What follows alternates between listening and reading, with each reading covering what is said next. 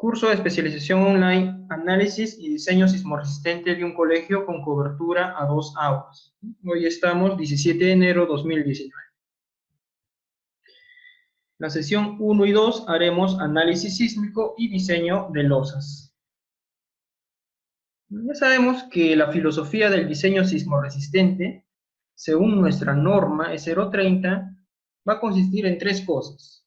Lo primero es evitar pérdida de vidas humanas, ¿no? O sea, no debería causar muerte después de un evento sísmico. No debería haber pérdida de vidas humanas, cualquiera sea el evento sísmico.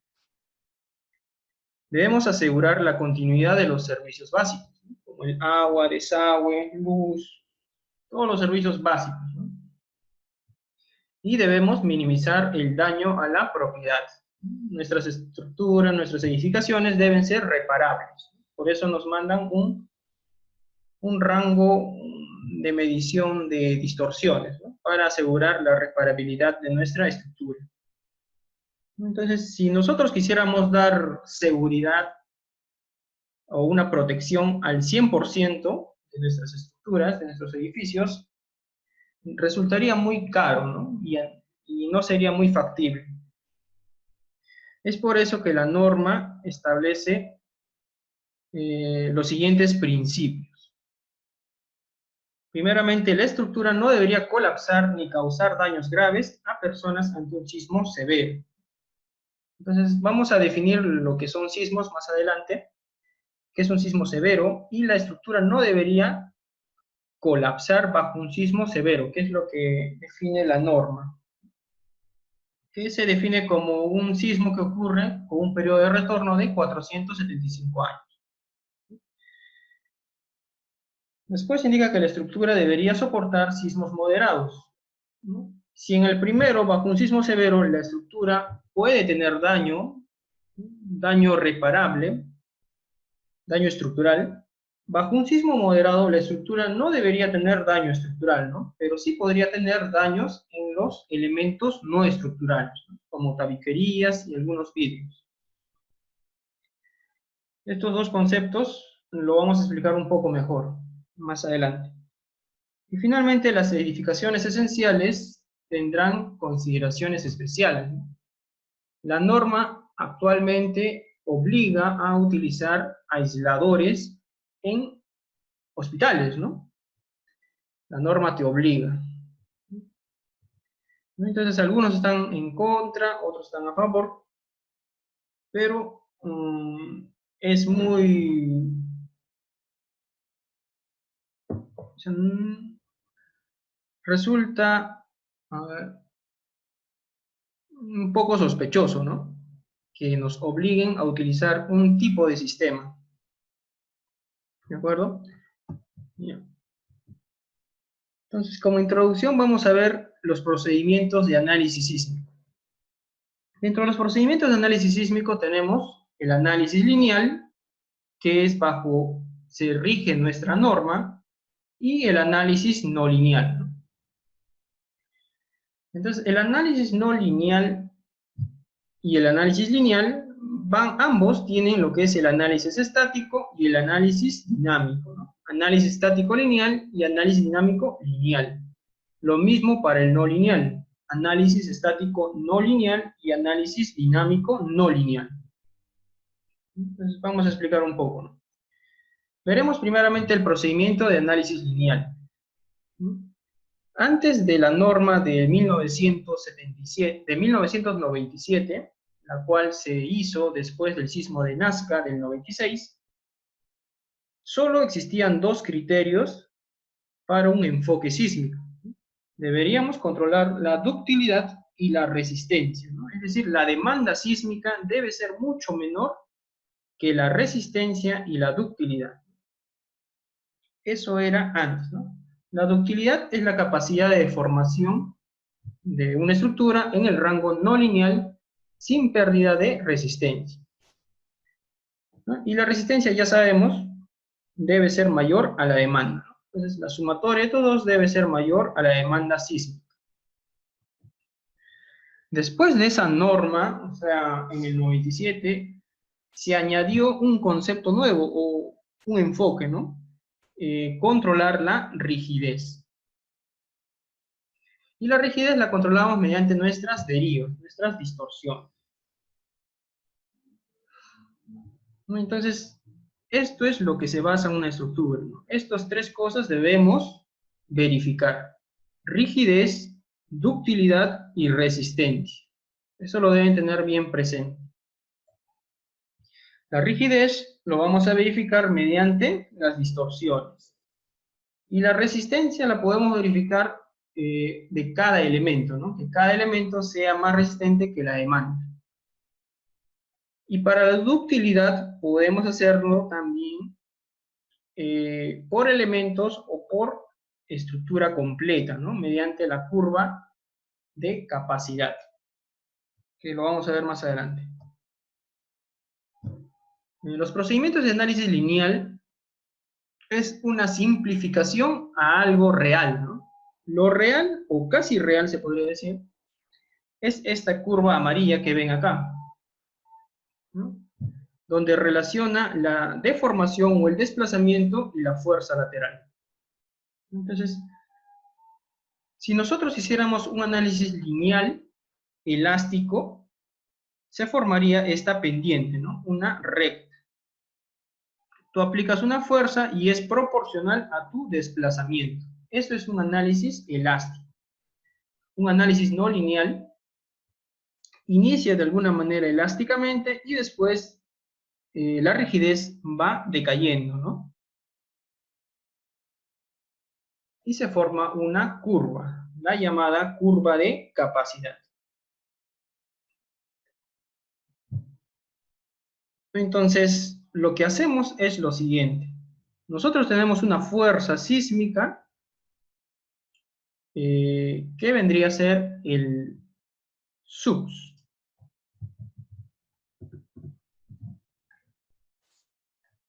¿No? Ya los que tenemos conocimiento, nuestra fuerza simplemente va a ser el SUX, ¿no? El Z, el U, el C, el S multiplicado por el peso, ¿no?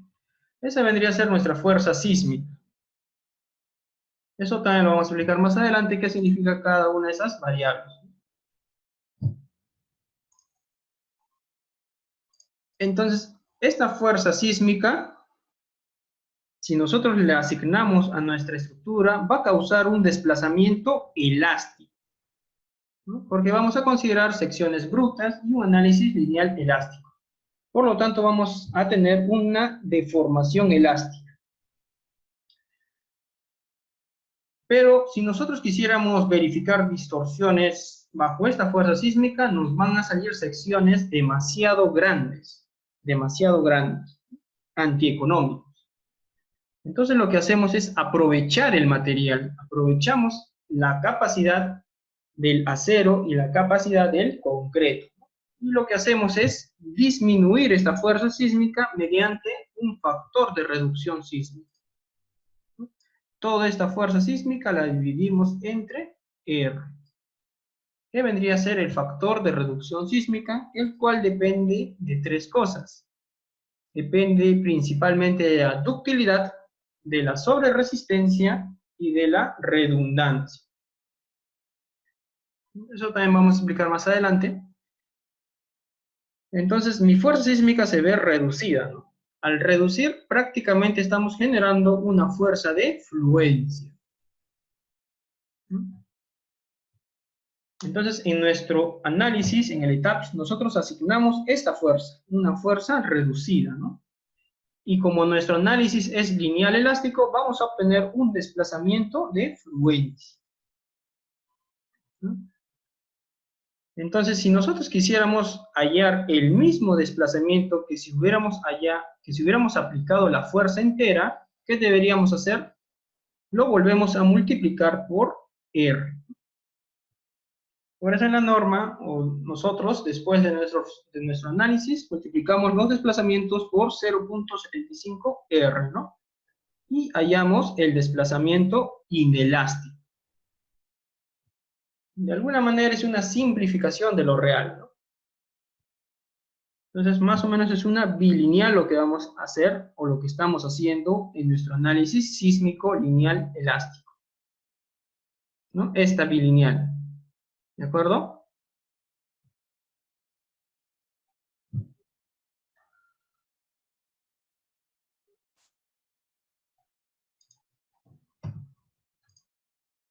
¿No? Entonces, dentro de los análisis elásticos, lineal elástico, tenemos un análisis estático, que ya sabemos que son fuerzas en el centro de masas, y el cual debe tener ciertas características, ¿no? Como por ejemplo estructuras regulares o irregulares en zonas 1, estructuras no estructuras regulares, pero no más de 30 metros de altura, y estructuras de muros de concreto o muros de albañilería, pero menores a 15 metros. Si cumplimos con estos, con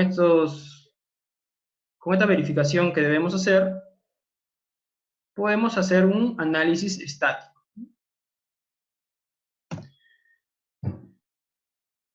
También está el análisis dinámico.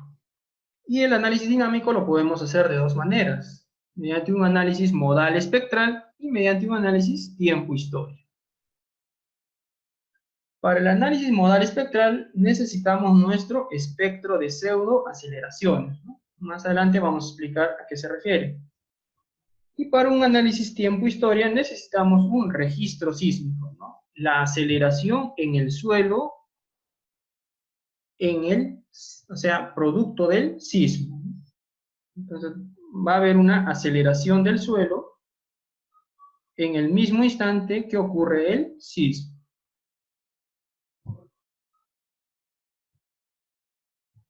De igual manera, este método se basa en los modos de vibración de la estructura. Ya sabemos que los modos de vibración son desplazamientos proporcionales de una estructura. Esos son los procedimientos lineales, y los procedimientos no lineales son un poco más avanzados. Acá ya necesitamos el material, conocer el material. Y nos va a permitir comprender el comportamiento real de la estructura mediante modos de falla, ¿no? Poco a poco cómo va a ir colapsando nuestra estructura, ¿no? Es un procedimiento mucho más preciso que el análisis lineal. Y se basa simplemente en la modelación de una estructura, un modelo no lineal. Más adelante también vamos a explicar unos modelos. Y necesitamos el sismo, ¿no? El sismo, de alguna manera, tenemos que caracterizarlo. Puede ser varios registros, o también podría ser un pushover, ¿no? Fuerzas laterales, ¿no? Por ejemplo, el pushover o un análisis estático no lineal es lo mismo que el análisis lineal, o sea, fuerzas en cada entrepiso, en el centro de masas, pero a medida que se van incrementando estas fuerzas, la rigidez de la estructura va cambiando. Entonces, esta estructura fue modelada de una manera no lineal, ¿no? Y su respuesta vendría a ser esta curva de capacidad que considera la deformación y el cortante en la base o la fuerza lateral, ¿no? Y el análisis dinámico no lineal necesitamos un registro sísmico, ¿no? De varios sismos.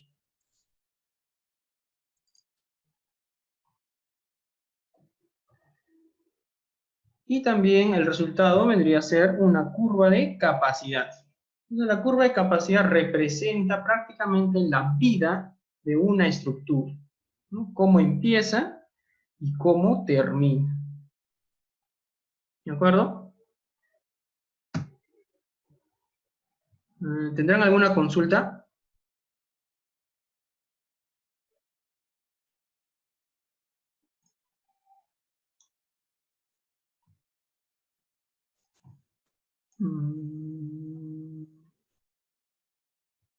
Víctor, Renato, Pavel, José, Iván, Fran, Diego, Edward, David.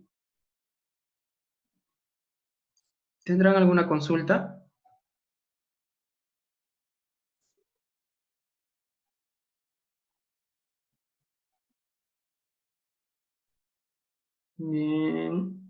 El análisis no lineal se realiza con un registro.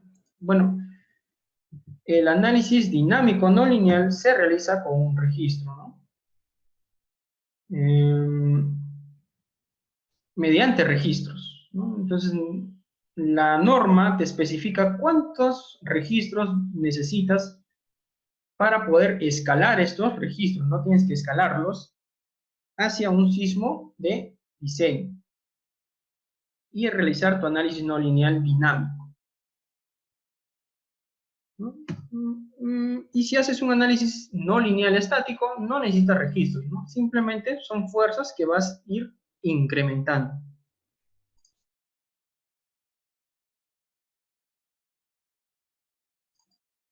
Bien. Entonces, la idea fue traer o hacer una serie de cursos que consideren estos criterios, ¿no? Más que todo, enfocarlo a un análisis no lineal. Es por eso que se realizó una serie de cursos, tanto presenciales como de formatos online, donde hicimos análisis sísmico y diseño sísmico de losas, de columnas, de muros y albañilería y cimentación, ¿no? Entonces, este curso de ahora es como un resumen de estos 5 cursos. Prácticamente es un resumen. ¿De acuerdo?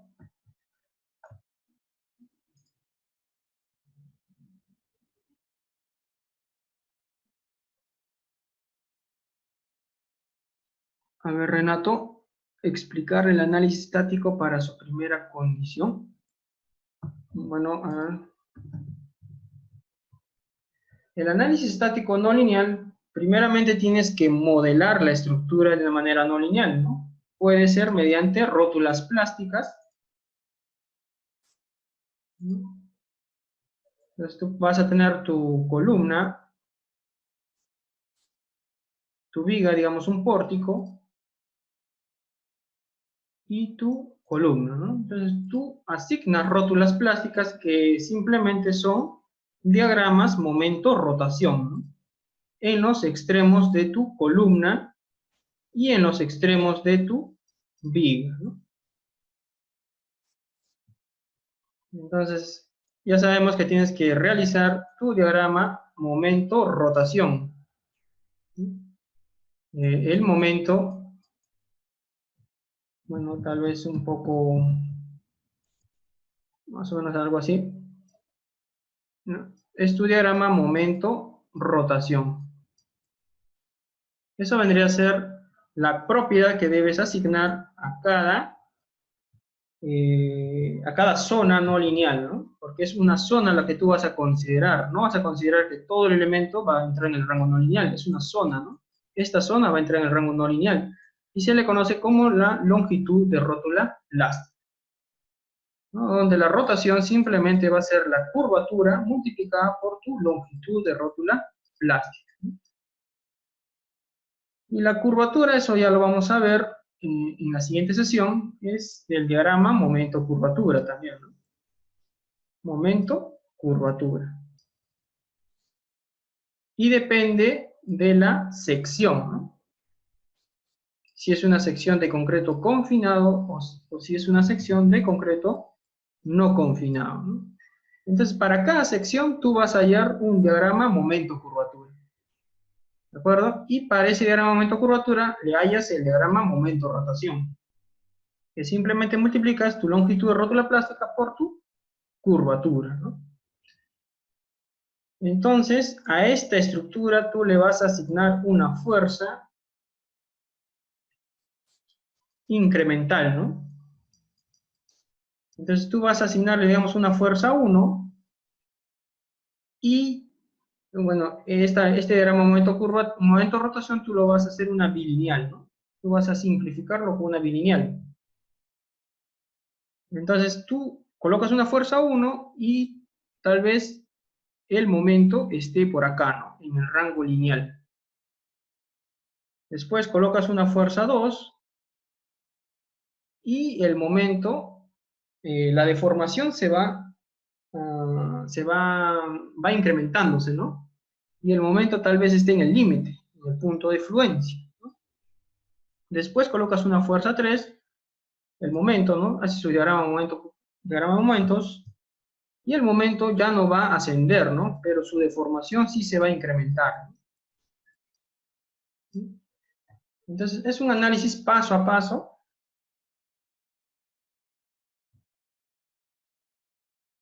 Es un análisis paso a paso donde vas a hallar, ¿no?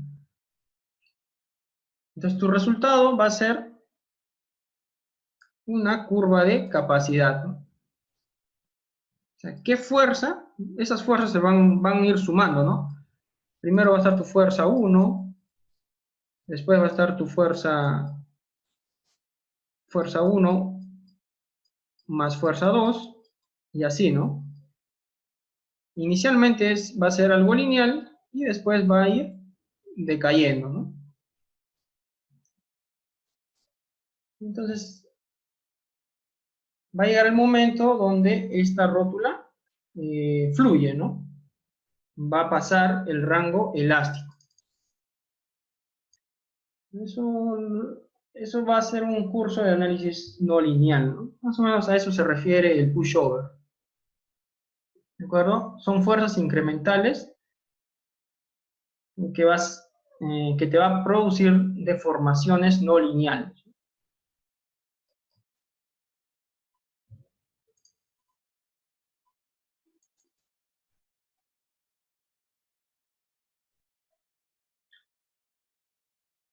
A ver, ¿por qué se debe escalar el registro sísmico para hacer el análisis dinámico no lineal?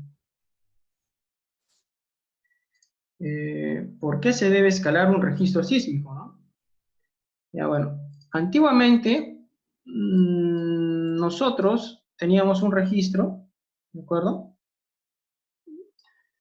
El cual tenía una máxima, ¿no? Sería, por ejemplo, la aceleración del suelo, U sub G, es igual, digamos, a 200 gals o 200 centímetros por segundo cuadrado, ¿no?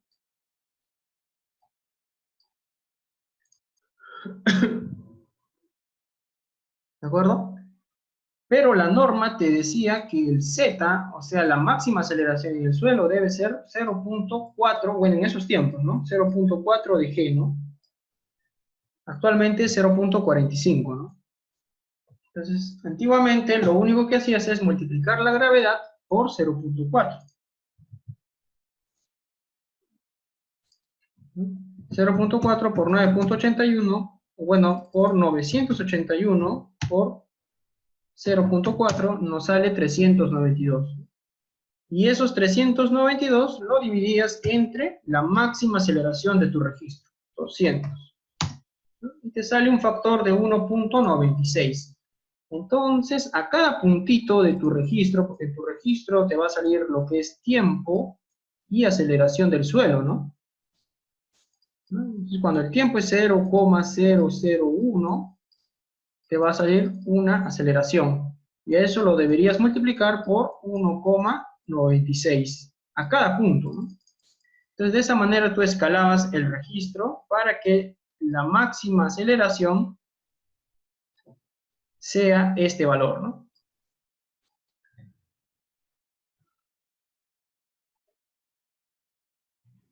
¿De acuerdo? Antes se hacía eso. Ahora esto ha cambiado. Ahora hay un procedimiento que te indica la norma de cómo escalar los registros.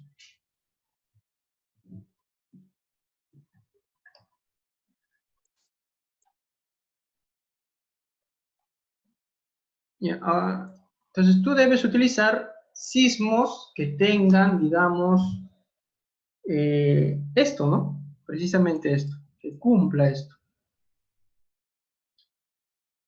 Sismos que no puedes utilizar un sismo menor o su máxima aceleración que sea menor a esto de acá, ¿no? De alguna manera tienes que escalar. Los sismos que tú utilices en tu análisis dinámico no lineal deben ser los sismos muy parecidos al sismo de diseño, ¿no? Entonces tú vas a escalarlos a este nivel de peligro sísmico prácticamente.